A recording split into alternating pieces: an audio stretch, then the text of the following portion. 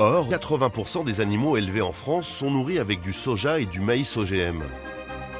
Jusqu'à parfois presque un tiers de leur alimentation. Une situation que dénonce Gilles-Éric Serralini. Là, je suis dans mon bureau. Là, j'apparais aussi montrant un journal scientifique. Vous voyez, ils ont même mis l'étiquette avec mon nom. Je suis beaucoup plus jeune et beaucoup plus beau. Non, je plaisante. En quelques années, le professeur Serralini de l'université de Caen est devenu un symbole de la lutte contre les OGM et le cauchemar des semenciers. Selon une étude sur les rats qu'il a publiée en 2012, la consommation de maïs OGM Monsanto entraînerait à long terme des dérèglements majeurs au niveau des reins, du foie et des parties génitales.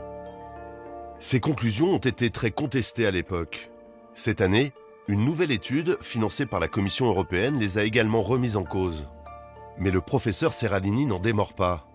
Il a récemment publié dans la très prestigieuse revue Nature ses travaux sur d'autres dangers potentiels du maïs OGM.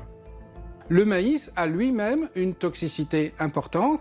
Il va produire de la cadavérine et de la putrécéine qui sont des protéines spécifiques des cadavres, si vous voulez. C'est une sorte de mort-vivant. Et ces protéines peuvent avoir, dans certaines conditions, une certaine toxicité. Nous mangerions donc souvent de la viande issue d'animaux malsains. Moi, j'appelle de tous mes vœux un débat contradictoire avec les scientifiques de Monsanto, pas avec les chargés de communication, pour qu'on analyse ensemble les données des animaux qui ont mangé leurs OGM. Difficile pour nous de trancher scientifiquement la question. Alors nous avons contacté Monsanto, aujourd'hui Bayer, pour une explication et un droit de réponse. Il n'y a plus de porte-parole en France depuis janvier 2017. Je vais faire passer la demande, voilà, en toute transparence, je vous ferai part de leur retour. Je reviens vers vous au plus vite. Un mois plus tard, nous attendons toujours la réponse.